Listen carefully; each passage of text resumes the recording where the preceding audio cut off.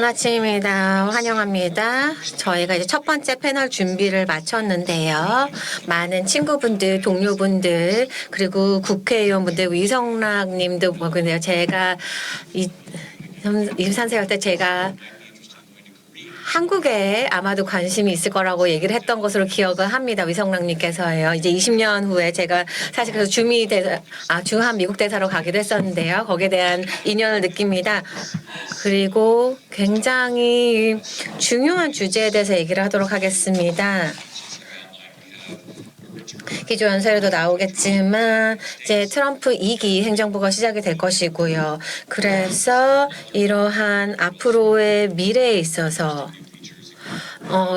이 양자 관계에 있어서 새로운 부분들이 있을 텐데요. 여기에 대해서 어떤 전문가들 예를 들면 제 옆에 계신 분들 마찬가지지만 여기에 대해서 이러한 격변의 축이라는 얘기들을 하고 있습니다. 그래서 뭔가 이제 그룹화가 되고 있다는 것이죠. 특히 북한, 중국, 러시아, 이란이 그렇습니다. 여기에 대해서 많은 전문가들이 이러한 미국 주변의 이런 동맹국에 대해서 반하게 움직이고 있다고 얘기를 하고 있습니다. 그래서 여기 대해서 러시아 그리고 북한 간에 이러한 협력이 특히나 더 우려가 되는 부분인데요. 이 부분도 이제 저희 이제 기조에 대해서 연설에서 얘기를 할 텐데요. 이런 부분이 우리의 이러한 북한 파병이라든지 이런 상호 방위 조약 그런 것들이 굉장히 중요합니다. 그리고 아까도 말씀을 드린 것처럼 이 한미 동맹도 여러 가지 변화를 지난 4년 동안 겪었습니다. 그래서 예를 들면 이런 분담에 대한 논쟁이라든지 이러한 남북 관계에 대한 초점에서 벗어나서 약간 전에 북시 2기나 오바마 행정부 시절의 궤도로 돌아가고 있습니다. 이 패널은 이러한 변화와 이러한 관련된 다른 이러한 중요한 지정학적 변화를 고려해서 여러 가지 이야기들을 하게 될 텐데요. 그래서 한반도에서 우리가 해야 될 핵심 업무라든지 인태 지역에서의 노력이라든지 그리고 이런 다자 기구들에서의 협력들에 대해서 얘기를 하게 될 것입니다. 그리고 이러한 것들을 이런 여러 가지 워싱턴에서 이런 변화 그 하에서 그리고 점점 더 증가하고 있는 이러한 격변의 축이 부상하고 있는 상황에 조명을 해서 이런 함의를 살펴보고자 하고 있습니다. 그래서 이러한 배경 설명을 드리면서 저희 패널 여러분들을 제가 간략히 소개를 해드리도록 하겠습니다. 바이오를 보면 굉장히 큰 인상을 받을 수밖에 없는데요. 제 오른편에 안드레아 켄달 테일러님입니다. CNAS의 선임 연구원님이시고요. 8년 동안 고위 정보 장교로 근무하셨습니다. 그리고 또한 러시아 및 유라시아 담당 국가정보 부책임자로 근무하시기도 했습니다. 그리고 예일 대학교 잭슨 국제문제대학원에서 석좌 교수이시고요. 그리고 이수은 박사님입니다. 카이단가요? 한국국방연구원입니다. 항상 제가 20년 동안 얘기를 해서 항상 발음 잘못합니다. 한국국방연구원에서 오셨고요. 그리고 고려대학교 국제학부에서 글로벌 한국학 연구 교수로 재직을 하셨고요. 그리고 런던옥스에서 MBA를 받으셨고요. 고려대학교에서 박사학위를 받으셨습니다. 그리고 윌러드 벌러슨 장관님입니다. 중장님께서는 미국 육군 사관학교 졸업하시고요. 그리고 전 미팔군 사령관이자 연합군 사령부 참모총장이었습니다. 그리고 여러 가지 이라크, 아프가니스탄, 그리고 이집트에서도 시간을 보내셨습니다. 그리고 1988년에 보병으로 임관하신 이후로 계속해서 근무를 하셨었습니다. 그리고 마지막으로 모두 다 아시겠죠?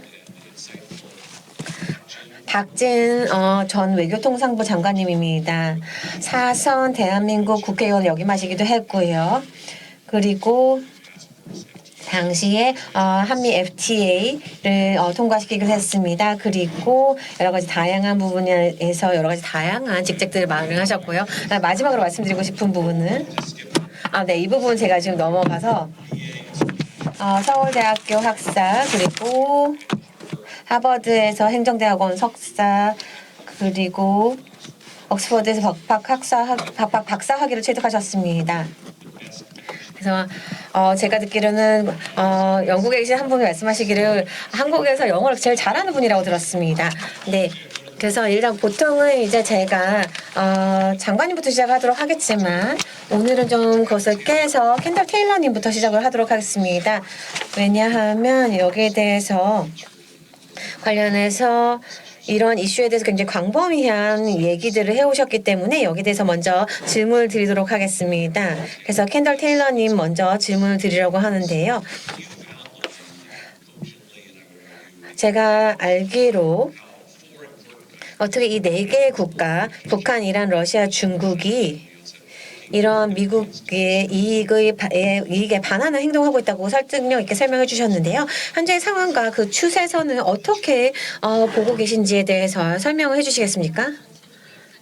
이렇게 정말 훌륭한 패널 분들과 함께해서 매우 영광으로 생각하고요. 감사합니다. 말씀하신 것처럼 우리라고 한다면 제 공동 저자 리처드 폰테인을 말씀드린 것입니다.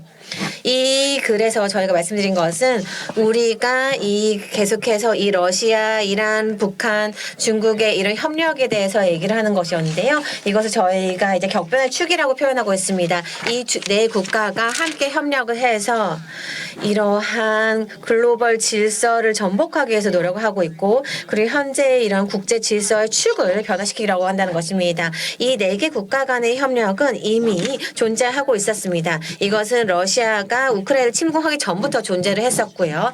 그리고 또한 러중 관계 관련해서도 있었습니다. 그래서 이런 것들이 특히나 러시아가 우크라이나를 침공한 이후에 더욱더 심화되었는데요. 그래서 이러한 관계는 이미 존재를 했고요. 그리고 이 네 개의 국가가 같이 공동의 이러한 의도를 가지고 있습니다. 그것은 바로 미국의 이런 영향력을 침해하겠다는 것이고 그리고 미국의 동맹을 침해하겠다는 것입니다. 그래서 그들이 생각하고 있는 그들에게 불이익을 가져다주는 글로벌 질서를 전복시키겠다는 것입니다. 그래서 거기에 대해서 굉장히 강력한 동기를 가지고 있고요. 그리고 거기에 대해서 이미 존재하고 있는 이런 부분들을 저희가 목격하고 있었습니다. 그리고 이제 푸틴이 우크라이나를 전면 침공하게 되면서 이것이 제 생각에는 굉장히 큰 촉매제로서 작용을 했다고 생각합니다. 이것이 이러한 협력을 더욱더 강화시켰다고 생각합니다. 크렘린 측에서는 여기에 대해서 강력한 촉매제로서 이러한 바람의 방향에 추진력을 실어주었다고 생각을 합니다. 저는 이러한 협력이 굉장히 중요한 부분에 대해서 조명하고 있다고 생각하는데요. 첫 번째는 이런 군사력의 증강, 그러한 동맹국들의 그런 중강에 대한 부분들인데요. 한편으로는 이러한 것이 이제 외교적인 툴을 약간 희석시키는 부분들이 있습니다. 우리가 그것을 직면하기 위한 그런 부분을 희석시키는 것인데요. 제재라든지 수출 통제라든지 이런 것들 더 약화시키고 그리고 우리의 정보 환경에 있어서의 우리 입지를 더욱더 약화시키고 있습니다. 그래서 이런 국가들의 연합을 더욱더 약화시키고 있습니다. 그래서 이러한 다른 부분들이 이렇게 영향을 미치고 있고요. 그리고 또 굉장히 중요한 부분 그리고 여기에 대한 결과를 저희가 살펴봐야 되는데요. 그리고 그러한 결과를 저희가 지금 우크라이나 전장에서 확인하고 있습니다. 북한에 대한 부분이 정말로 사실 저희가 초점을 맞춰야 될 부분인데요. 이런 북한 파병에 대한 부분들 그리고 탄약을 제공하는 부분 이러한 것들 그리고 지금 최소 10,000명 이상을 지금 쿠르스크 지역에 보냈는데요. 그리고 중국 같은 경우에는 많은 오일과 가스를 여기에 대해서 이용을 해서 전쟁에 도움을 주고 있고요. 이런 것도 굉장히 중요한 부분으로서 또 기술 이런 것들을 통해서 러시아가 이런 수출 통제를 우회할 수 있도록 한다는 점에 있어서 중요합니다. 그리고 이란의 그런 드론이라든 이런 지지들이 있습니다. 이러한 것들을 저희가 전장에서 매일매일 확인할 수가 있습니다. 근데 이것만큼 중요한 것이 러시아가 또 그 대가로 무엇을 제공하냐는 것입니다. 각 국가에 어떤 것을 제공하는지 예를 들면 북한에 대해서도 말씀드릴 수 있겠지만 제가 꼭 강조시켜드리고 싶은 것은 이러한 러시아가 예를 들면 잠수함 기술을 제공했다는 것 중국에 대해서요.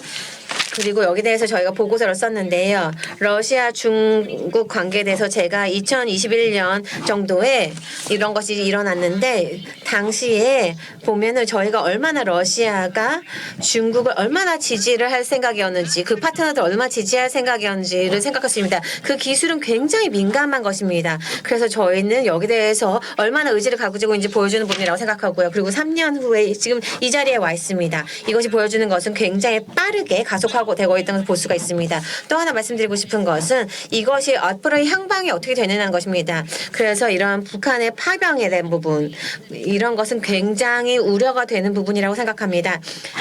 특히나 굉장히 개인화되어 있는 권위주의적인 리더로서 이런 것이 그리고 또 중국이 또한 여기에 대해서 또 북한에 대해서 약간 거리를 두고는 있지만 여전히 그런 다이내믹 존재를 하고 있습니다. 이러한 리더가들이 여기에 대해서 협력이 굉장히 빠르게 가속화돼서 일어날 수 있고 굉장히 예측 불가능한 방향으로 갈 수 있다는 것입니다. 이 부분을 저희가 주제해야 된다고 생각을 하고 그리고 또한 이 굉장히 개인적인 동기가 있는 이러한 리더들 사이에서 굉장히 위험한 이런 정책이 이루어질 수 있다는 것입니다. 많은 리서치들에 따르면 전쟁을 시작할 수 있다는 이야기들이 있고 그리고 이러한 민주주의 국가들과 함께 전쟁을 치를 수 있다는 얘기가 나오고 있습니다. 그리고 또 핵무기가 개입될 수 있다는 얘기가 나오고 있습니다. 저희가 주장하고 싶은 것은 러시아 관련해서 이러한 국가들에 의존을 하게 되면서 훨씬 더 많이 기존의 이러한 경향들의 연료를 들이붓는 그런 역할들을 하게 될 것입니다. 그리고 이러한 것들이 우리에게 굉장히 각 지역에 많은 함의를 가지고 있다고 생각합니다. 그래서 여기 대해서 이런 부분이 제가 배경 설명에 도움이 되었기를 바랍니다. 네, 켄덜 테일러 박사님 정말로 감사드립니다. 배경 설명을 정말 잘 해주셨는데요. 이런 미국의 이런 정보 부분에 있어서 사실 이제 여기 대해서 전에 이제 외무부 장관 하셨던 분이 계셨으니까요. 박전 장관님께 말씀드리겠습니다. 여기 대해서 굉장히 관련되어 있는 이런 얘기들을 지금 들으셨는데요. 굉장히 많은 부분에 변화가 있었습니다. 트럼프 1기와는 굉장히 다른 상황이라고 할 수가 있습니다. 사실 윤석열 글로벌 피봇 전략에 있어서의 기반을 마련하신 분인데요. 이러한 상황이 어떻게 진화한다고 생각하십니까? 이런 한국의 대외 관계뿐만 아니라 한미 동맹에 대해서 말씀해 주시기 바랍니다. 네, 감사합니다. 저는 전 한국 외교부 장관인 박진이고요. 저를 초대해 주셔서 진심으로 감사드린다는 말씀드립니다. 정말로 여기에 대해 간략한 말씀, 굉장히 핵심적인 말씀 감사드립니다. 저희 방금 말씀하신 그 피봇 전략 같은 경우에는 한국이 그 글로벌적인 역할과 책임을 더욱더 증진하겠다는 의지를 보여주는 것입니다. 그래서 자유, 번영, 평화에 기여하겠다는 이야기입니다. 그래서 한국의 이러한 더 강력한 힘과 그리고 영향을 발휘하겠다는 뜻인데요. 그리고 또 한국의 이러한 기술적 경쟁력과 그리고 이런 문화적인 매력을 통해서 이것을 이루겠다는 이야기인데요. 그래서 세계 평화와 번영에 굉장히 적극적으로 기여하겠다는 이야기입니다. 그런데 이러한 권위적인 결주의 국가들의 결집이라는 것은 여기에는 북한, 러시아, 중국, 그리고 이란이 포함이 되는데요. 이런 것들 분명히 우리한테 과제를 제시를 하게 됩니다. 이런 한국의 이러한 GPS 역할을 하는 데 있어서의 장애가 되고 있습니다. 이 모든 4개 국가 모두 다 각자의 국익이 여기 연루가 되어 있습니다. 그리고 각각의 정책적인 우선순위가 있습니다. 그래서 한 가지 방향은 아니겠지만 하지만 이러한 민주주의와 그리고 권위주의 체제 간에 분명한 이러한 경쟁 상황이 있는 것이 분명한 사실입니다. 한국은 선도적인 아시아의 민주주의 국가입니다. 그런 점에서 우리의 이런 법치 기반의 이런 국제 질서 유지를 위해 노력할 것이고 인태 지역에서요. 그리고 또 유럽 그리고 다른 지역에서 이것을 추구하게 될 것입니다. 한국은 나토의 멤버는 아닙니다. 하지만 윤석열 대통령께서는 계속해서 나토 컨퍼런스를 글로벌 파트너로서 참석하셨습니다. 여기는 일본, 호주 그리고 뉴질랜드도 함께 참여를 했습니다. 그래서 저희는 이 IP4 그룹이라는 걸 만들었습니다. 인도 퍼시픽 그룹이라고 하는데요. 여기에서 저희는 아시아의 안보뿐만 아니라 유럽의 안보도 같이 논의를 하고 있습니다. 현재 북한의 이런 파병은 그래서 우크라이나 전의 파병이라는 것은 굉장히 위험한 전략적인 도박이라고 생각합니다. 이를 통해서 김정은은 첨단 군사 기술을 러시아로부터 받으려고 하고 있는데요. 켄덜 텔러 박사님께서 말씀하신 것처럼 굉장히 민감한 핵잠 기술을 중국에 주었었는데 저는 잘 몰랐지만 분명 북한이 동일한 대가를 원하는 것으로 보입니다. 그래서 이런 핵잠 기술을 받고 싶어하고 또 이러한 군사위성 그리고 ICBM 재진입 기술을 받고자 하는 것입니다. 그리고 이런 예를 들면 아까 여기서 말씀을 해주시겠지만 이러한 공중전에 대한 부분들을 기술을 받고자 할 것입니다. 그래서 이런 부분들을 우리가 보고 있고 우리가 여기 대해서 이것을 막기 위해서 노력해야 될 것입니다. 이런 북한의 이러한 시도들 이런 것들을 우리 미국과 같은 동맹국들 그리고 우리의 가까운 이웃 일본과 함께 이것을 막아야 할 것입니다. 이러한 권위주의의 결집이라는 것은 사실 한국에게는 우리의 파트너십을 미국과 더 강화할 수 있는 그리고 일본과 강화할 수 있는 기회를 제공합니다.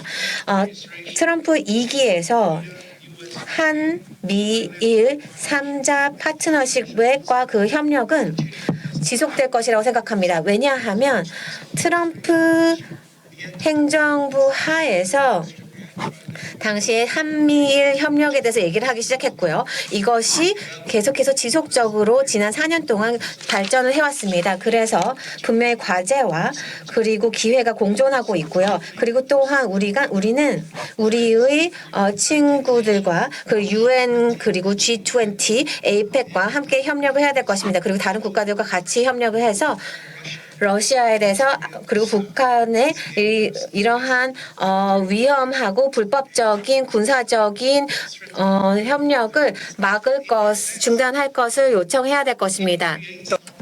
그런 점에 있어서 한국과 중국에게서는 이런 전략적인 대화를 할 수 있는 그런 기회 특히나 이제 며칠 전에 페루 리마에서 있었는데요. 윤석열 대통령께서 중국 시진핑 주석을 만났습니다. 그 자리에서 여러 가지 사안들, 상호 관심 있는 사안들에 대해서 논의를 했었고 지금 현재 중국에서는 지금 현재 상황에 대해서 불편하게 생각되는 그런 상황들이 많이 있습니다. 중국은 북한을 지지해왔지만 지금 북한이 좀 더 친러 정책을 취하고 있기 때문에요.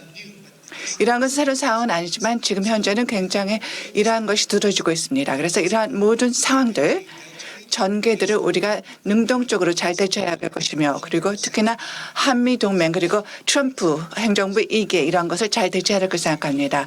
네, 정말 장관님 굉장히 그 통찰력 있는 그러한 고견 감사드립니다. 그리고 말씀해 주신 내용 또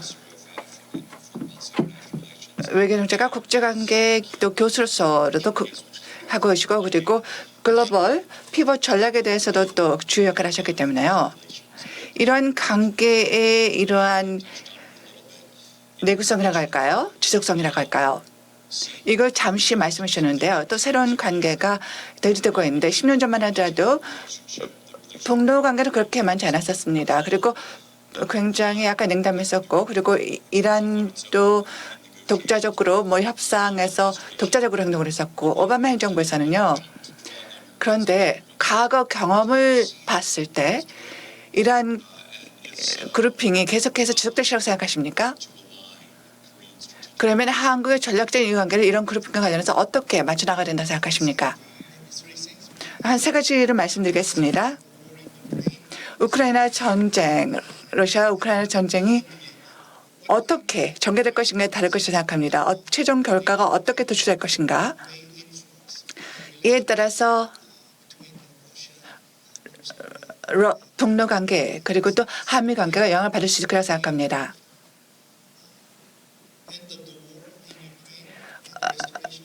우크라이나 전쟁이 끝나고 그리고 이쪽에서 평화가 다시 재건되는 것 이런 것을 바라고 하는데 바로 그렇기 때문에 한국이 계속 우크라이나 국민들을 인도적인 지원을 지속적으로 해왔던 이유도 바로 그런 차원에서 한 것이었습니다. 그러나 북한의 행동과 이러한 결정은요. 전투군을 우크라이나전에 파병을 한 것은 가장 큰 실책이라고 생각합니다. 이러한 파병을 함으로 인해서 북한은 그 전보다 더 고립이 되었습니다. 그리고 더 많은 강력한 국제 체제를 직면하게 될 것이고 할 수도 있고 이러한 잘못된 방향으로 나가고 있기 때문에 경제적으로도 또 타격을 받을 수가 있을 것입니다. 북한은 이러한 행동을 다시 정상화해서 비핵화를 하고 군축을 하고 그리고 미사일 도발을 중단할 것이며 다시 평화와 안정을 위해서 한반도의 평화와 안정을 위해서 다시 협상 테이블로 돌아와야 합니다. 윤석열 대통령께서는 이러한 담대한 이니셔티브를 통해서 구상을 통해서 그리고 또 올해 연설을 통해서 북한이 이러한 비핵화를 할 경우에는 한국은 경제적, 외교적 그리고 그에 상응하는 조치를 통해서 북한을 지원할 준비가 되어 있음을 밝혔습니다. 그럼에도 불구하고 북한으로부터 긍정적인 답변을 듣지 못했지만 대신에 우리에게 그 오물풍선을 보내고 있습니다. 그래서 지금 한반도는 약간 적대적인 그런 양국 북한과 그리고 남북 관계가 지금 진행되고 있다는 것을 알 수가 있습니다. 그렇기 때문에 우리가 함께 손을 잡고 한미일 그리고 다른 나라들이 함께 손을 잡고 북한이 다시 협상 테이블로 돌아올 수 있도록 강력한 메시지를 보내야 할 것이며 그렇지 않다면 압력과 그리고 체제를 가야 될 것으로 생각합니다. 네, 그러면 벌슨 중장님에게 여쭤보도록 하겠습니다. 군사적인 측면을 보도록 하겠는데요. 캠벨 테일러 박사님께서 군사적인 부분의 중요성을 말씀해 주셨는데요. 그리고 박진 장관님께서도 그리고 여러 가지 외교적인 측면에서 말씀해 주셨습니다. 그래서 지금부터는 군사적인 측면을 한번 들어보도록 하겠습니다.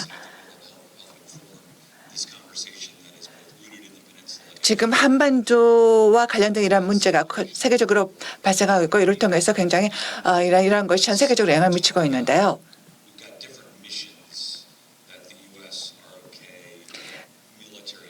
한미 군사 측면을 봤을 때는 여러 가지 임무가 약간 다를 수가 있을 수도 있을 것입니다.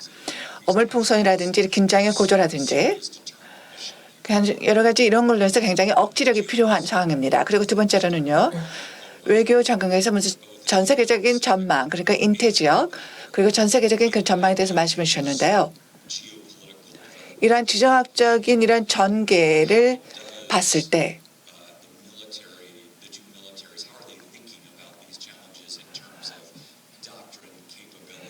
이런 교조라든지 능력이라든지 아니면 여러 가지 군축이라든지 이런 면에서 어떤 능력을 가지고 있다고 생각하십니까? 네, 박진 외교 전 장관님께서 말씀드렸는데 이런 기회를 만들어야 된다고 말씀해 주셨는데요. 정부가의 안보를 이야기할 때는요. 물론 그것은 전 세계적으로 영향이 있는 것입니다. 캔들 테일러 박사님께서도 여기에 대해서 말씀해 주셨는데요. 그런데 한미 동맹을 생각할 때는요. 이런 생각이 떠오릅니다. CSI에서도 물론 지금 포럼을 주최하고 계시는데 여러분들에게 제가 상기시켜 드린 것은요. 주한 미군이 2만 5천 명 정도가 지금 출연하고 있습니다. 그 외에도 그 전쟁 한국 전쟁 동안에 굉장히 많은 사람들이 실종이 되었고 아직도 돌아오지 못하고 있는 그러한 사람들이 있습니다. 실종이 돼서 돌아오지 못하고 있는 군인들이 있습니다. 그렇기 때문에 한미동맹 혈맹이고요. 그래서 한미동맹 그 상호 방위 조약서에 있는 것보다 훨씬 더 공고한 그러한 동맹을 유지하고 있습니다. 그래서 기회를 보자면 한국군이 그 언제보다도 역량이 강화되고 있습니다. 지난 70년 가진 한미 관계 그리고 한국군과의 관계를 보게 되면은 그리고 유엔사라든지 이를 통해서 유엔사도 물론 한국이 역량이 있고 그리고 아주 최고의 군사력을 키우는 데서 많은 도움을 주고 사실입니다. 그렇지만 지금 현재는 중동이라든지 아니면 아프리카 그리고 이러한 쪽에서도 한국군들이 많은 평화를 유지하는 데서 많은 역할을 하고 있습니다만 한반도를 다시 보게 되면 북한군의 기술과 그리고 지금 북한군이 우크라이나에 파병이 되어 있는데 이러한 것은 그렇게 긍정적이지 않다고 생각합니다. 그렇지만 이를 통해서 북한은 이를 통해서 피로 그 대가를 치르게 될 것이라고 생각합니다. 사실 최근에 그렇게 전투적인 경험치는 없기 때문에 그리고 아주 제한되어 있다고 하더라도요. 그를 통해서 우리 북한의 역량에 대해서 좀 더 잘 이해가 될 것이고 탄도 미사일에 대한 역량도 더 잘 이해할 것이라고 생각합니다. 그리고 전투가 끝나고 나서 북한군이 돌아가게 된다면 이를 통해서 북한의 역량을 좀 더 잘 이해할 수 있을 거라 생각합니다.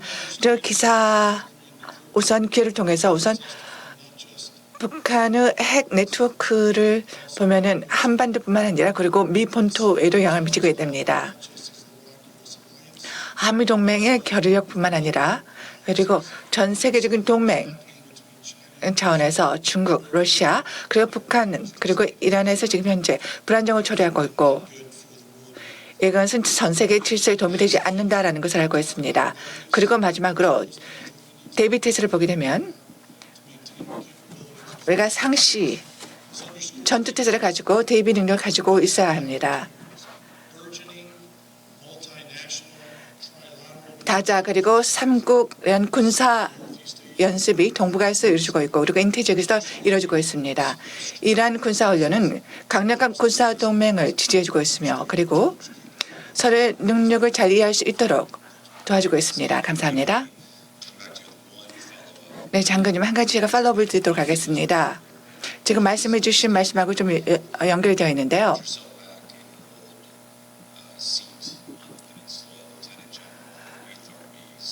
팔군 그리고 또 연합사 이러한 경력도 다 가지고 계시기 때문에요. 지금 현재 기술 이전, 군사 기술 이전이 이루어지고 있지 않습니까? 핵 잠수함 기술이라든지 그러면 그 외에 협력 같은 것 이런 것 관련해서 어떤 군사적인 자문을 해 주실 수가 있을 수 있을까요? 지금 사성장관으로서 그리고 또 한반도에 그리고 팔군 사령관으로 또 그 연합사 사령관으로서 근무하시던 경험을 바탕으로서요. 물론 연합사에서는 여러 가지 그러한 그 다자간 그러한 다지역에서 작전 훈련을 하고 있습니다. 그리고 사이버와 그리고 우주도 갈수록 중요해지고 있습니다.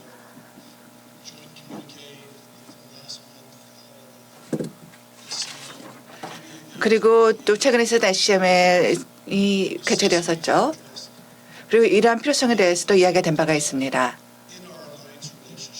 우리 한미 안보 동맹에 있어서 지난 몇 년간 이런 문제도 다뤄졌었는데요. 그렇지만 우리가 결론을 도출하는데 좀 신중해야 된다고 생각합니다. 지금 현재 우크라이나 그리고 러시아 관련해서 여러 가지 이제 작전이 이루어지고 있는데요. 그러면 전쟁의 원칙이라든지 이런 것이 시간을 거쳐서 개발되었으며 이러한 것은 시간이 지나도 정해질 것입니다. 드론이라든지 사이버 활동 그리고 회색지대에서 이러한 활동이 이루어지고 있는데 이러한 것도 저희가 고려를 해야 되겠지만 여기에 대해서도 너무 과도하게 반응해서는 안 될 것입니다. 이런 원칙들을 어떻게 적용해서 우리가 어떻게 동맹의 역량을 강할 것인가를 생각해 볼 것입니다. 네, 박사님 많이 따르셨는데요. 네, 먼저 지금까지 나왔던 것을 그 어떤 것에서 말씀해 주시겠고요. 장관님께서는 한미 3국 간의 협력에 대해서 기회가 대두되고 있다는 말씀해 주셨고 그리고 또 인태 전략에 대해서 말씀해 주셨습니다. 조태열 또 외교장관님께서도 인태 전략과 그리고 몇 년 전에 없었던 한국 버전에 대해서 말씀해 주셨습니다. 인태 전략 그전에 없었지만 지금 현재는 있다를 말씀해 주셨는데요. 이러한 정책 전망이요.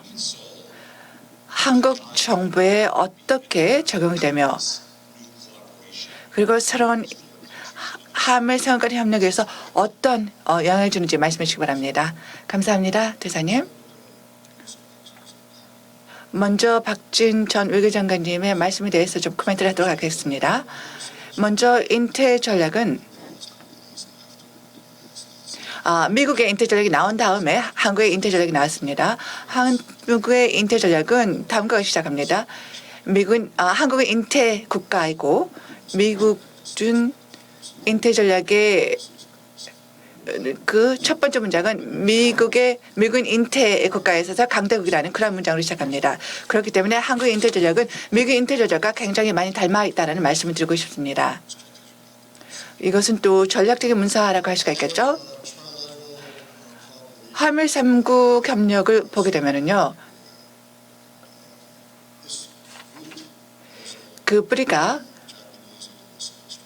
일본의 인태 전략 그리고 한국과 미국의 인태 전략에 있습니다. 특히 미국의 인태 전략은 10대 행동 지침을 보면은 1번째에 보면은 한미일 3국 협력을 확대한다라는 내용이 있습니다. 미국은 인태 전략을 그리고 이렇게 3일 3배 협력과 관련해서 조율을 할 것이라는 그런 내용이 들어있는데요. 또 한국 인태 전략에서도 한미일 포션이 들어있고 그리고 또 다른 내용도 들어있습니다. 그렇기 때문에 한미일 3국 협력은 그 목표는 북한에 대한 것입니다. 그래서 한미일 3국이 북한에 대응해서 함께 협력을 하자라는 것입니다. 특히나 또 한반도의 비핵화와 관련해서요. 그렇지만 인태 지역에서 물론 우리가 해야 될 역할이 있습니다. 한국은 인태 지역에서 할 책임과 그리고 역할이 있고 특히나 그 태평양 도서국가과 그리고 아세안 국가들과의 담당하는 역할도 있고 그리고 리포트 지사님께서 말씀하다시피 이러한 협력은 또 노던 프론트에 있습니다. 한미 3국 협력 페루 리마에서 3국 정상이 만나서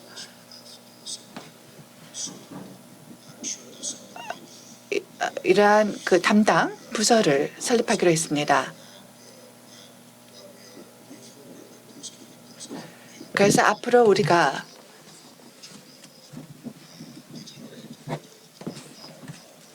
사목을 통해서 함부로 한미 3국 협력을 더 증진해 나갈 수로 예상됩니다. 그리고 또 그 여러 지역에 있어서의 작전, 다지역에서 작전에 대해서 말씀해 주셨는데요. 장관님께서. 다지역 작전이라는 것은 물론 해군, 육군, 공군을 다 아우르는 것이고 그런데 한미 3국의 작전 연수를 보게 되면은 6월 24일에 프리덤 엣지 훈련이 있었는데 이것을 그 다지역 작전이라고 불렀습니다. 그래서 사실 거기는 육군은 들어가지 않았었습니다. 공군 그리고 해상 그리고 사이버는 포함이 되었습니다. 그래서 지상군 작전을 하기는 좀 어려웠었다라는 것은 알고 있습니다. 그래서 그 점에 대해서는 제가 또 장군님에게 질문이 있기 때문에 이 점에 대해서 기회가 되시면 나중에 말씀해 주시기 바랍니다. 네.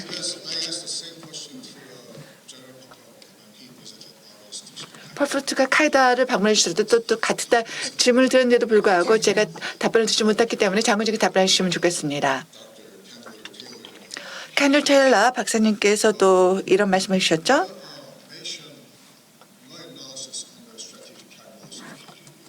김정일의 전략적 그러니까 러시아의 그 협력과에서 어떤 생각을 하고 있느냐. 우선 리소스를 얻기를 원하는 것이죠.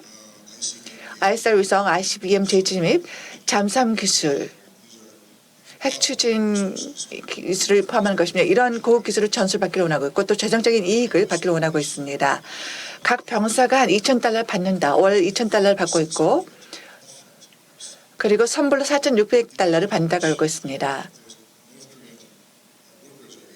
그래서 또 아시아 지역에서는 또 북한 유클로제가 12,000명 정도가 있고 굉장히 많은 돈을 벌어들이고 있습니다. 그리고 물론 전투 경험도 지금 획득을 하고 있죠. 이 점에 대해서는 장관님과 동의하는 바입니다. 또 사실 현대전에서 직접 전투 경험을 받는 것은 처음입니다. 이것은 굉장히 가장 중요한 경험 중에 하나라고 생각하는데요. 그리고 또한 이제 한반도에서의 비상사태에 대한 대비가 있습니다. 그래서 북한은 한반도에서 유사 상황이 발생할 시에 러시아의 개입을 기대할 수 있을 것입니다. 그것이 이제 김정은의 이러한 전략적인 계산 중에 하나일 것입니다. 그리고 마지막으로 또 중요한 것은 중국에 대한 영향력 확대입니다. 러시아와 관계를 강화함으로써 이것은 북한에 있어서 중국에 대한 영향력을 증대할 수 있을 것입니다. 이것 또한 김정은이 계산하고 있는 부분 중에 하나일 것입니다. 그렇다면 어떻게 북한이 러시아를 지원을 하고 있나요? 두 가지 방면이 있는데요. 하나는 이제 군사, 하나는 무기입니다. 북한군은 연말까지 12,000명을 파병한다고 얘기를 하고 있고요. 현재 북한은 지금 130만 명의 현역 병력을 보유하고 있습니다. 여기 대해서 정확한 숫자라든지 비율은 저희가 확실히 알고 있지는 못습니다. 전체 인구 대비 얼마인지는 모르겠지만 130만 명 정도인 것으로 알고 있고, 그리고 무기 관련해서는 탄약을 122mm, 152mm 탄약을 800만 발 정도 제공했습니다. 그리고 또 170mm 자주 곡사포를 또 제공할 것으로 예상이 되고, 그리고 또한 다연장 로켓 발사 시스템을 제공할 예정입니다. 그래서 이것은 이제 사거리가 60km까지 되고요. 그리고 이것을 통해서 우크라이나 군사들을 여기에 대해서 공격할 수가 있게 됩니다. 그리고 바이든 대통령이 발표를 하기를 우크라이나 측에 ATCAM, 즉 바로 미국이 제공한 장거리 미사일을 사용하는 것을 허용했습니다. 이것을 사용하게 되면 우크라이나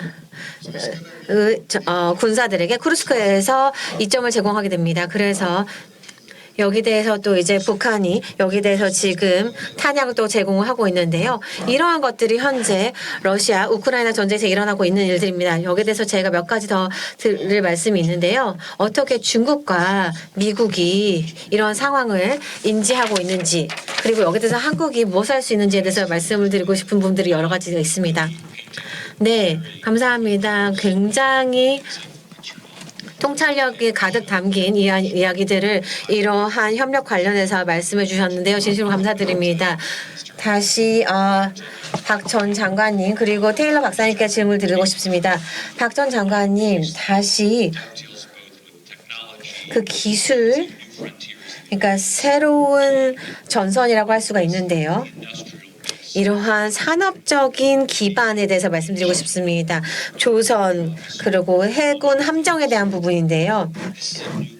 이것은 사실 저희가 생각해 볼 새로운 부분이라고 생각하는데 말씀해 주시겠어요? 네, 해군 관련해서 죄송합니다. 이 인태 전략 먼저 말씀을 드리자면 세 가지 원칙이 있습니다. 한국 정부가 우리 전략을 얘기할 때 세 가지가 있는데요. 일단 포용성 관련해서 우리는 어떠한 국가도 배제하지 않겠다는 것입니다. 저희 인태 전략에서요. 그리고 신뢰. 그것은 굉장히 중요한 것으로서 국제 관계에 있어서 굉장히 중요한 것이고, 특히나 규칙 기반의 질서에서 중요한 것이고, 그다음에 이제 호혜성입니다. 이러한 세 가지 원칙을 기반으로 해서 한국은 분명하게 이 항해와 이런 공중에서 이런 자유가 남중국해에서 중요하다는 점, 그리고 대만 해협에서의 평화와 안정이 중요하다는 점, 이러한 것들이 인태 지역의 안보에 중요하다는 것을 강조했습니다. 그래서 한국과 미국이 지속적으로 협력할 수 있는 분야들이 있습니다. 이를 통해서 우리가 정말로 이러한 태평양이 평화적으로 이루어질 수 있도록 하는데 저희가 기여할 수 있는 부분들이 있습니다. 그리고 그렇기 때문에 제가 미국의 의회 대표단과 만났을 때 제가 작년 4월에 제가 외무부 장관이었을 때 만났는데요. 당시에 제가 인텔 전략에 대해서 미국의 의회 의원 여러분들과 같이 얘기를 했습니다. 그중에 마이클 로츠님도 계셨는데요. 당시에 이제 국가안보자문위원으로 당시 이번에 되신 분인데요. 이분이 그 당시에 계셨습니다. 당시에 저희가 이 철학과 비전에 대해서 그리고 우리의 공동의 노력에 대해서 양국 간에 있을 수 있는 것에 대해서 얘기를 했었습니다. 그래서 이것을 저는 인텔 전략 팸플렛을 제가 당시에 드렸었고요. 그래서 여기 대해서 굉장히 보고 여기 대해서 어떻게 신중히 한번 살펴보시고 어떻게 협력할 수 있을지 얘기를 해봅시다라고 얘기했었습니다. 그래서 중요한 부분은 최근에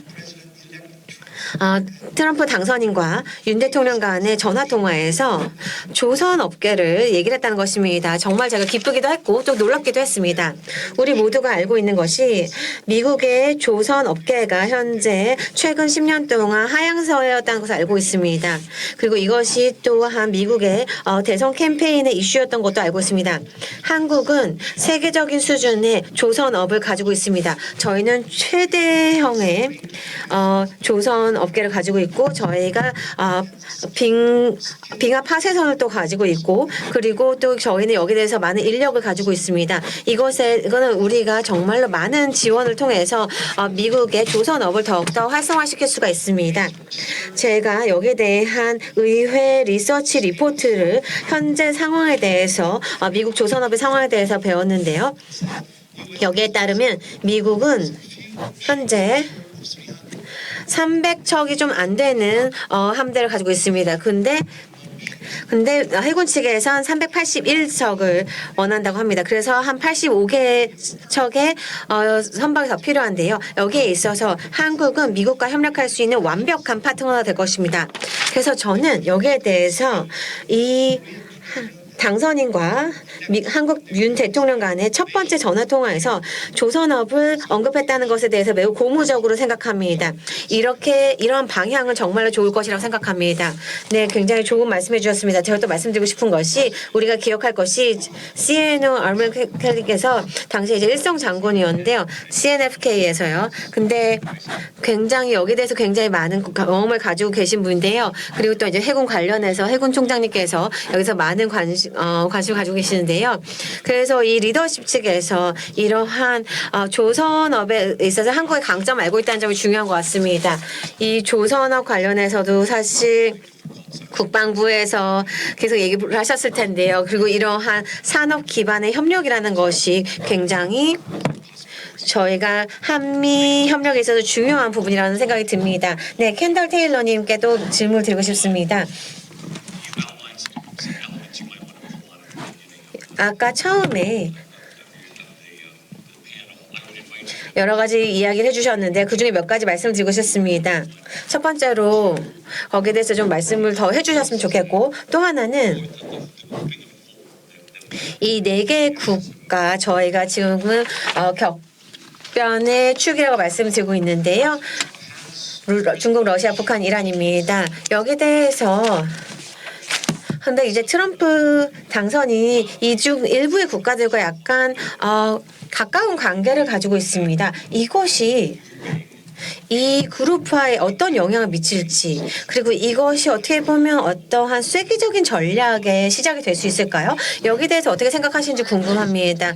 네, 사실 굉장히 어려운 질문이긴 합니다. 굉장히 여러 가지 불확실성이 존재하고 있기 때문인데요.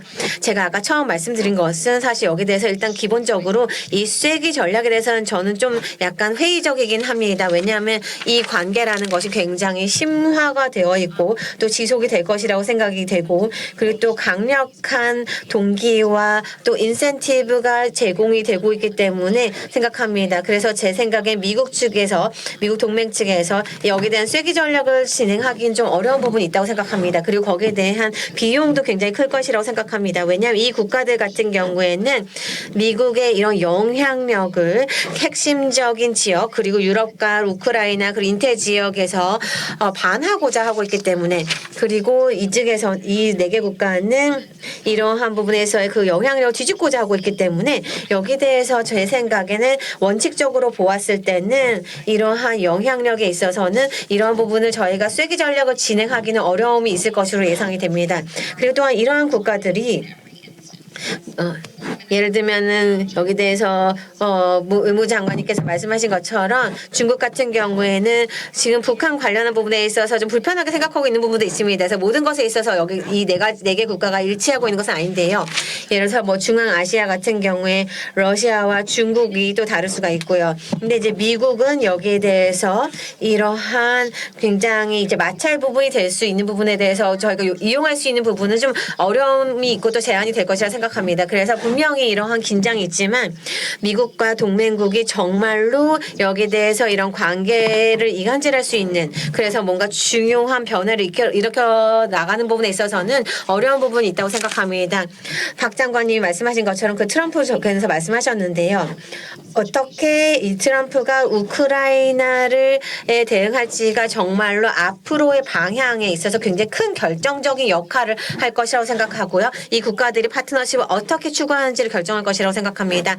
그래서 여기에 대해서 저희는 굉장히 부정적인 궤도로 생각하고 있지만 트럼프 대통령이 여기에 대해서 어떤 평화 계획이라든지 그리고 우크라이나에서 예를 들면 20% 정도의 영토에 대한 부분이라든지 그리고 이 나토에 대한 부분이라든지 이런 것들에 대해서 저희가 계속해서 이제 우크라이나에 대한 방어를 저희가 계속해서 지지할지 이런 것들을 모두 생각해 봐야 되는데요. 푸틴에 대해서 생각하셔야 됩니다. 사실 푸틴은 지금 이제 우크라이나 이제 군사적인 부분을 제거하는 것을 얘기를 하고 있는데요.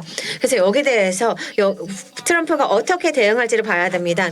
왜냐하면 여기 대해서는 사실 항상 얘기하는 것이 우크라이나에 대해서는 그런 다른 얘기를 하고 있지 않기 때문이다. 그래서 여기 대해서 트럼프는 어떻게 될지 여기 대해서 오히려 이것이 이러한 북한 러시아 간의 협력을 더욱더 강화시키기만 할 수도 있다고 생각합니다. 그래서 제 생각에는 미국과 러시아 간의 갑자기 여기에 대해서 평화의 기류가 되긴 어려울 것이라고 생각합니다. 제 생각에 푸틴 같은 경우에는 이러한 양보를 그냥 받기만 하고 계속해서 자신이 해오던 일을 계속하기만 할 것이라고 생각합니다. 왜냐하면 그동안의 푸틴의 말들을 살펴보면은 그동안 지금 100년 동안 본 적이 없는 그런 방식으로 진행하고 있습니다. 굉장히 큰 의지를 가지고 진행을 하고 있고 그리고 여기에 대해서 미국에 반하고자 하고 있고 그리고 이것을 더욱더 가속화하고 있기 때문에 만약에 트럼프가 여기에 대해서 우크라이나에 큰 압박을 더한다고 해서 어떤 양보를 하게 한다고 하더라도 이것은 정말로 큰 방향의 전환을 이루지는 못할 것이라고 생각합니다. 네, 거기에 대해서 좀 제가 후속 질문을 드리고 싶습니다. 그러면 거기에 대해서 한미 동맹에 어떠한 조언을 해주고 싶으신가요? 저는 여기에 대해서 한국 측에 지속적으로 우크라이나에 대해서 강력한 지지를 보낼 것을 추천합니다. 그리고 예를 들면은 더 직접적인 그리고 더 규모가 있는 지원을 우크라이나에 제공할 것을 추천합니다. 아까 장관님께서 말씀하신 것처럼 동맹을 강화하는 것이 굉장히 미국의 관점에서는 중요합니다. 우리가 여기서 생각해보면 이 격변의 축이라는 것이 정말 엄중합니다. 하면 그러면서도 이것이 미국과 이 축의 대결이 아니라는 것을 기억해야 합니다. 이것은 어떻게 보면 한국도 포함이 되어 있는 그런 동맹과 이러한 축의 대결이라고 할 수가 있습니다. 그래서 여기에 대해서 나토에 대해서 여기에 대해서 뭐 정보에 대해서 북한이 러시아에 대해서 어떻게 되는지 얘기를 하고 그리고 또 유럽 측에도 얘기를 해서 여기에 대해서 큰 그림을 이해할 수 있도록 도와줘야 될 것입니다. 그래서 우리 동맹이 무엇에 직면하고 있는지 그리고 한국이 더 많이 여기에 대한 통찰을 공유를 해줄 수 있을수록 그리고 여기에 대해서 더 많이 여기에 참여해 주실 수 있을수록 더 많은 도움이 될 것이라고 생각합니다. 그렇게 하면 더 우리의 동맹에 대해서 더 강화될 수 있는 부분에 있어서 정말 중요한 것 중에 하나가 정보에 대한 공유인데요. 북한의 이런 우크라이나 관련성뿐만 아니라 더 광범위한 부분에서 정보를 말씀드린 것입니다. 이런 군사적인 관계라든지 이러한 것들이 모두 다 우리가 보이지 않는 부분에서 많이 이루어지고 있기 때문에 여기에 대해서 우리의 이러한 정보에 대한 부분, 인식에 대한 부분에 대해서 분명히 저희가 강화해야 될 부분이 있습니다. 기술 이전이라든지 그래서 여기서 한국이 여기서 중요한 역할을 할 수 있다고 생각하고 마지막으로 또 말씀드리고 싶은 것은 제 생각에 이 격변의 축의 이러한 힘과 그 성공이라는 것은 사실 결국에는 그 스윙 스테이트에 달려 있다고 생각합니다. 예를 들면 인도네시아, 남아프리카 공화국, 터키 그리고 사우디아라비아와 같은 이러한 국가에 달려 있다고 생각합니다. 그래서 한국이 미국과 동맹국과 함께 여기에 대해서 협력을 해서 이 국가들에 대한 아웃리치에 대해서 더 노력을 경주할 수 있다고 생각합니다. 이러한 부분이 현재의 우리의 이런 연합을 더욱더 강화시킬 수 있는 부분이 있다고 생각합니다. 약 20분 정도 남아 있는데요. 우선 질문 받도록 하겠습니다. 그리고 나서 또 저희 안건에 대해서 다시 한번 여쭤보도록 하겠습니다. 우선 그 전에요. 이 박사님의 말씀을 들어보도록 하겠는데요. 지금 캔들 텔러 박사님께서 북러 관계 그리고 우크라이나에 대해서 굉장히 말씀 많이 주셨습니다. 그런데 아까 박사님께서 말씀하시기를 중국에 대해서 좀 말씀을 할 게 있다고 말씀하셨는데요. 그거에 대해서 좀 말씀해 주시겠습니까? 그리고 그 외에 또 말씀하실 것이 있으면 주시기 바랍니다. 중국에서는 굉장히 복잡한 그런 의료상을 갖고 있다고 생각합니다. 딜레마가 있다고 생각하는데요. 러시아 그리고 북한이 우방국이긴 하지만 그래서 지금 현재 외국에 개입하는 것 이런 것을 볼 때는 약간 다르겠습니다. 그리고 또 미국의 대선이 있었었죠. 중국은 물론 트럼프 당선인에게 이러한 이슈에 대해서 이야기를 하고 싶어 한다고 생각합니다. 그래서 페루 리마에서 한국과 중국 정상회담 그리고 또 미국과 중국과의 정상회담 이런 거 있을 때 중국은 북극과 중국의 협력 간에서 약간은 거리를 두고 싶어 하는 것으로 보입니다. 그런데 누가 알겠습니까? 현재는 중국이 굉장히 복잡한 그러한 오류 관계와 딜레마에 봉착해 있기 때문에 이로 인해서 또 미국과 대화를 할 수도 있겠고 그리고 또 한미일 3국과의 그러한 대화, 협력도 원할 수도 있을 것입니다. 그래서 이러한 점에 있어서 우리가 기회가 있다고 생각합니다. 동시에 미국에서는 러시아, 이란, 북한 그리고 중국의 협력을 이러한 것을 예우주시하고 있는데요. 그렇지만 앞으로는 그러지 않을 것을 생각합니다. 왜냐하면 첫 번째로 그러니까 규칙에 기반한 이러한 질서를 대체할 만한 것이 없기 때문입니다. 그렇기 때문에 질서를 따라야 된다고 생각합니다. 또 마찬가지로 중국에서 이러한 북러를 함께 보조를 취하는데 그 어떤 모티베이션도 없기 때문입니다. 또 북러와 그리고 중국 간의 경제적인 차가 크고 또 말씀드렸다시피 트럼프 당선인이 이제 행정부가 들어서기를 기다리고 있습니다. 그렇지만 또 트럼프 정부 2기가 내년 1월에 시작하는데요. 미국에서도 또 문제가 있습니다. 트럼프 신행정부 2기 행정부에서는 북러 문제부터 최우선적으로 다룰 거라 생각합니다. 그런데 우선 이제 7만 후에 어떤 것이 벌어질지 아무도 모릅니다. 상황이 안 좋아질 수도 있겠고요. 그렇다면 동맹이 한국과 일본이 그렇게 된다면 해야 될 역할은 무엇인가? 이게 바로 우크라이나 전쟁이 사실 미국이 단독적으로 이렇게 컨트롤할 수 있는 상황이 아니고 그렇게 된다면 약간 접근 방식을 바꿔서 인태 지역에 전략적인 그러한 관심을 집중할 수도 있을 것이고 또 중국에 관심을 쏟을 수도 있을 것입니다. 그래서 이런 시나리오도 저희가 상정을 해보고 고려를 해야 된다고 생각합니다. 그러니까 우크라이나, 러시아뿐만이 아니라 중국 문제도 함께 봐야 된다고 생각합니다. 네, 아주 좋은 지적을 해주셨습니다. 인태 지역에 대해서 굉장히 좋은 말씀을 하셨는데요. 발레스타인 안건에 대해서 이야기로 들어가겠습니다. 지금 현재 굉장히 복잡다단한 그런 역학이 우리가 지금 직면하고 있는 것 같습니다. 특히나 그 한국과 미국 그리고 동맹뿐만 아니라 지정학적인 이러한 굉장히 많은 큰 변화가 일어나고 있고 새로운 그런 전쟁의 양상이 벌어지고 있습니다. 또 새로운 기술도 굉장히 신속하게 대두하고 있고 AI 같은 것이 대두되고 있는데요. 과거에 여러 가지 글로벌한 그런 역할을 담당하셨기 때문에 제가 드리는 말씀인데요. 첫 번째 원칙.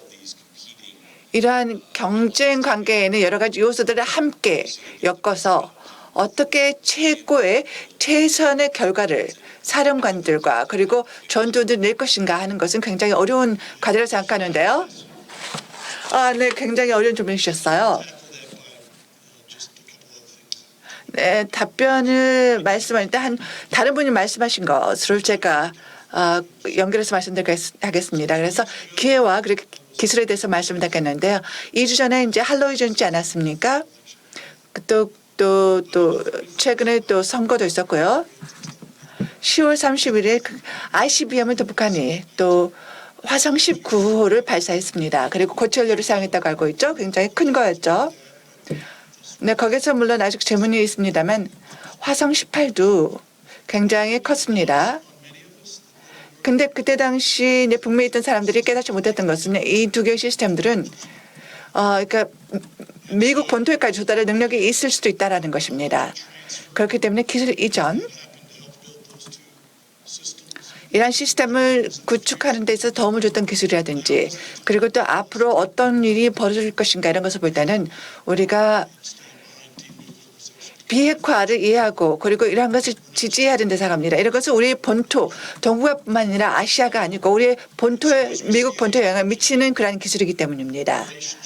그렇기 때문에 또 이런 새로운 그러한 관계가 부상을 생각하고요. 과거에 소련과 북한이 중국이 북한을 지지하지 않았습니까? 그래서 이러한 것이 새로 재개되고 있는 것이 보여집니다.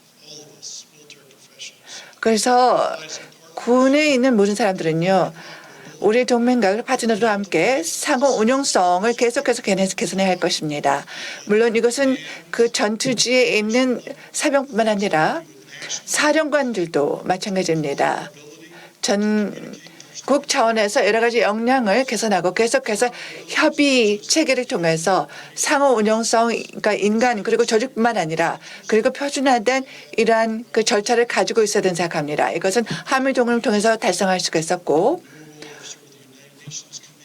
그 유엔사들도 여기 또 기여를 하고자 한다고 알고 있습니다. 또 기술적인 측면에 있어서 상호 운용성도 중요합니다. 물론 우리가 다 주권 국가이고 그리고 이런 군이 협력할 때는 기회가 있고 우리가 어떻게 상호 운용성을 개선해서 우리 동맹과 그리고 군사적인 역량을 개선할 것인가 생각해 봐야 할 겁니다. 켄즐 테일러 방사님께서 말씀해 주신 그 정보 공유하고도 연관이 되는 그런 말씀을 주셨는데요. 마지막으로 박진 정관님의 말씀을 듣고 질문 받도록 하겠습니다. 한국의 그런 그 글로벌 차원에서의 여기적인 역할이 계속 증대되고 있습니다. 글로벌 피벗줄, 글로벌 중추 국가 전략, 이걸 줄여서 GPS 전략이라고 하고 있는데요. 한국에서는 활발하게 전 세계의 중요 국가들과 함께 협력을 해왔습니다. G7, G20 이러한 포럼에서도 함께 협력을 했었고 그리고 경제로 봤을 때는 전 세계 10대 경제국이고 그리고 기술, 증진, 특히나 AI, 배터리, 반도체, 자동차, 조선 그리고 디지털 기술 분야 이러한 분야에 있어서 한국은 적극적으로 기여할 수가 있습니다. 이를 통해서 민주주의를 강화하고 그리고 경제적인 경쟁력을 증진하고 그리고 공동의 방어를 하는 데 있어서 기여할 수가 있을 것입니다. 켄들 테일러 박사님께서 브릭스를 잠시 말씀하셨는데요. 브릭스는요. 10개국 이상이 참여하고 있는 포럼입니다. 브릭스는요. 러시아, 브라질, 중국, 인도도 참여하고 있을 뿐만 아니라 이란도 참여하고 있습니다. 그렇기 때문에 글로벌 힘의 균형, G7과 브릭스의 힘의 균형이 브릭스에 좀 더 유리하게 변했다고 생각합니다. 수적으로도 봤을 때, 그리고 경제적으로 봤을 때, 그리고 굉장히 다양한 국가들이 참여하고 있다라는 점에서 브릭스가 좀 더 우세하다고 생각합니다. 그런데 브릭스 자체도 문제가 있다고 생각하는데요. 계속해서 회원국은 확대되고 있지만 이것이 잘 조율되고 있지 않습니다. 그리고 또 결정이라든지 아니면 이러한 그 권장이 되는 것, 된장이 되면 의제가 있을 때 이러한 것을 조율할 수 있는 그러한 메커니즘이 없다라고 생각합니다. 그래서 한국 같은 국가가 G7 국가들과 그리고 G7에 앞으로도 또 참여를 하고 그래서 기여를 할 수 있기를 기대합니다. 그래서 전 세계적인 평화와 번영에 기여할 수 있기를 기대합니다. 네, 세 번째 세션에 제가 다시 한번 참여를 이 문제에 대해서 또 참여해서 이야기를 하게 된데요. 약간 티저로서 말씀을 드립니다. 그래서 제가 여러분들에게 질문 드리고 있는데 한국이 G7의 그 멤버국으로 참여하는데 어떻게 생각합니다. 그래서 호주와 함께 굉장히 이렇게 비견이 되는 그러한 경제국이고 그리고 민주주의 국가이고 자유시장을 지향하는 국가이기 때문에 인태 전략에도 기여할 수 있는 이러한 국가이고 쿼드, 오커스, 5아이스, 2+2 그리고 외교 그리고 이렇게 국방장관이 2+2에서 함께 만나고 있기 때문에요. 네, 스페인도 또 참여 가능성이 있다라고 빅터 차 박사님께서 말씀해 주는데요. 아주 좋은 그 질문의 장을 열으셨다고 생각합니다. 네, 그러면 우선 참여하신 여러분들 질문 있으면 주시기 바랍니다. 네, 질문은 굉장히 간략하게 핵심적으로 해주시면 감사하겠습니다.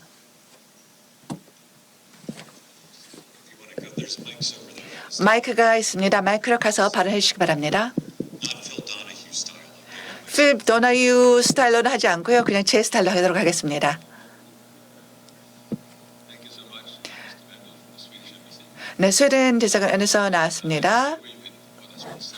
지금까지 말씀해 주신 이러한 권위적인 결집 이러한 것이 굉장히 뿌리가 깊고 강하다라는 것을 그 의견을 같이 하고 있습니다. 그런데 북한이요 이렇게 굉장히 신속하게 이러한 그룹에 이렇게 빨리 참여하고 있는 게 왜 그런지 말씀해 주시고요. 그 두 번째로는 약간 가정하는 질문이 되겠는데요. 장군님께서 말씀하셨어요. 최근에 북한의 그 미사일 시험 발사 에서 7차 그 핵 시험도 할 수 있다라고 말씀인데 그게 어떤 의미가 있는지 말씀해 주시기 바랍니다. 네, 이 박사님께서 말씀해 주시겠어요? 아니 그리고 장관님께서 말씀해 주시겠습니까? 미사일 시험 발사를 했기 때문에 ICBM 발사를 했기 때문에 이것이 7차 핵 실험을 할 준비가 될 것이라고 생각하시는지 그리고 그에 따른 시사점이 뭐라고 생각하시는지요? 네. 제가 말씀드린 다음에 그 박사님께서 장군님께서 말씀해 주시면 감사하겠습니다. 7차 핵시험이요. 지난 1년간은 굉장히 뉴스에 많이 나왔던 주제인데요. 아직 핵시험이 이루어지지 않고 있습니다. 그런데 이맘때쯤이면 북한은 그러니까 러시아 전쟁에 파병을 하지 않았습니까? 우크라이나 전에. 그런데 한반도는 무슨 일이 벌어지고 있느냐? 대만 해협 문제라든지 그리고 전략적으로 한반도 그 주한 미군을 봤을 때 이게 한반도에 우선 그 힘의 공백이 발생할 수 있다라는 말이 나오는데요. 이게 전략적 공백이 한반도에 발생할 수도 있다라고 생각합니다. 또 한 가지 두려운 것은요. 지금 현재 북한이 다시 7차 핵실험을 할 수 있다라는 것입니다. 그렇다라고 한다면 이런 것이 굉장히 상징적인 의미가 있을 거라고 생각하는데요. 그리고 그 폭발력이라든지 핵 위력이라는 것이 6차 핵실험보다 훨씬 클 것이라고 생각합니다. 그리고 상징적이고 굉장히 의미가 있을 거라고 생각하는데 특히 핵 보유국이라는 것을 인정을 받고자 할 것이라고 생각하기 때문입니다. 7차 핵시험은 이러한 목표를 달성하고자 할 것이라고 생각합니다. 만약에 하게 된다라고 하면은요. 네, 좋은 답변 감사합니다. 시드사일러가 11시 40분에 나서 다시 말씀해 주실 때가 있을 텐데요.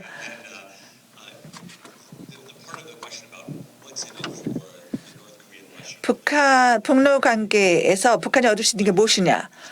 지금 왜 이렇게 파병했느냐 하는 것입니다. 핵과 관해 제가 약간 말씀드리면은요. 사실 굉장히 또 한 가지 우려할 사항이라고 생각합니다. 한반도 핵 문제뿐만 아니라 이란과 핵 문제도 생각을 해야 하기 때문입니다. 제가 러시아를 예우주시하고 있기 때문에요. 그런 관점에서 말씀을 드리면 굉장히 우려할 사항이 많이 있습니다. 중동과 관련해서요. 그리고 이란의 재래군들이 지금 현재 굉장히 열화되고 있고 그리고 영향도 그리고 여러 가지 이 지역에서의 대리전이란 것이 벌어지고 있기 때문에 이란에서는 이러한 것을 획득하고자 할 수도 있을 것입니다. 그리고 또 러시아 지역에서도 이란의 핵 보유를 도와주기 위해서 어떤 일을 할 것인가를 우리가 예의주시해야 할 텐데요. 러시아에서는 이러한 부분에서 전 세계적인 이러한에서 우려할 만한 주체가 되고 있다고 생각합니다. 그리고 과거에 비해서는 훨씬 더 행동하는 데서 제약을 덜 받고 있고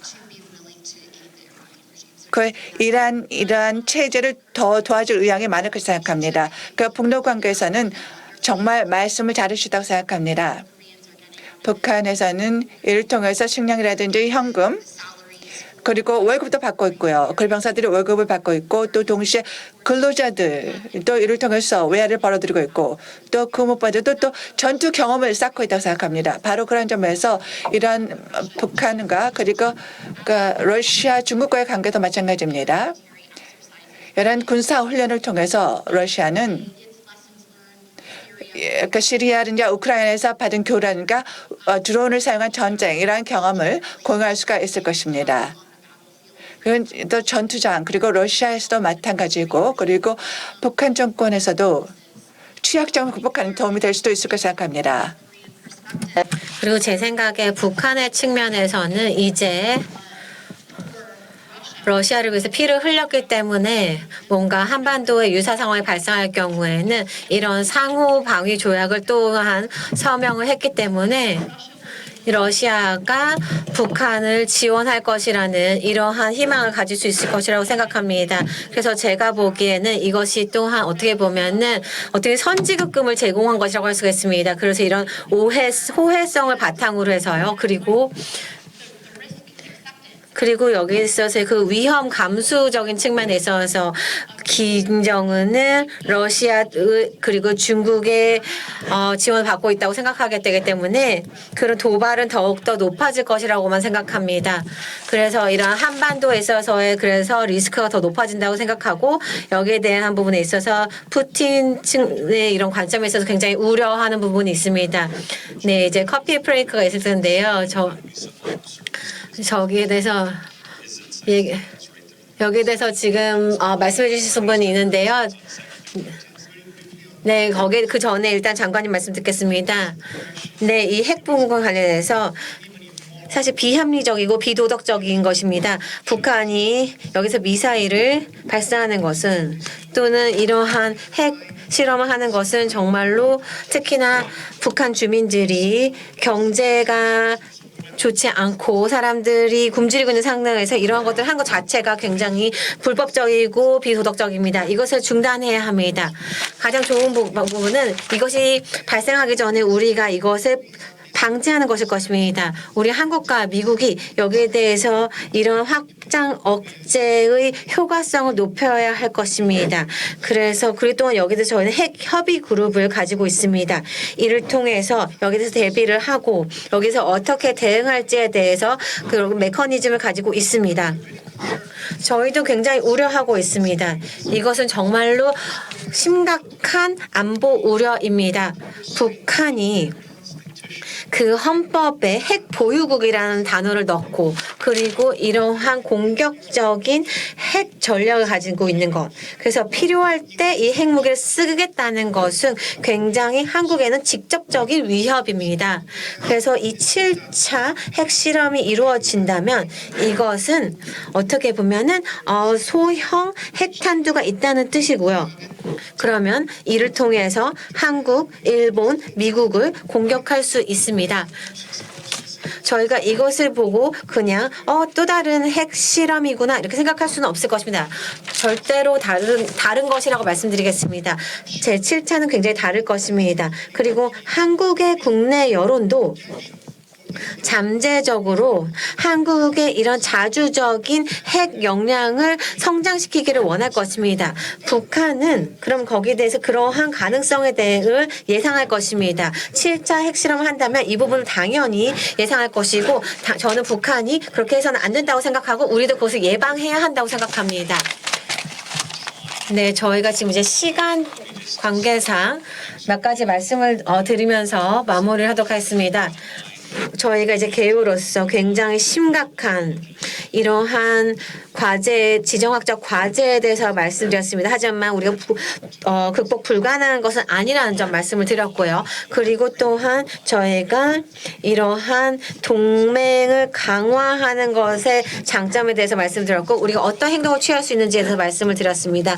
그리고 또한 기회에 대해서도 얘기를 했습니다. 국제 무대에 있어서 이러한 삼국 협력과 그리고 G7의 그룹화라든지 여기에 대해서 오늘 오후에 더 말씀을 드릴 것이고요. 상호 운용성에 있어서 정보 공유에 있어서 기술에 있어서 조선, 반도체 그리고 전기차 배터리 그리고 디스플레이 기술 등에 있어서 협력 부분이 있다는 것을 말씀을 드렸습니다. 그래서 다양한 이슈에 대해 있어서 저희가 여러 가지 협력이 가능하고 하지만 여전히 과제도 있다는 점 얘기를 했습니다. 같이 갑시다라는 얘기를 하는데요. 그 부분을 말씀을 드리면서 패널께 감사드린다는 말씀 드리도록 하겠습니다. 감사합니다.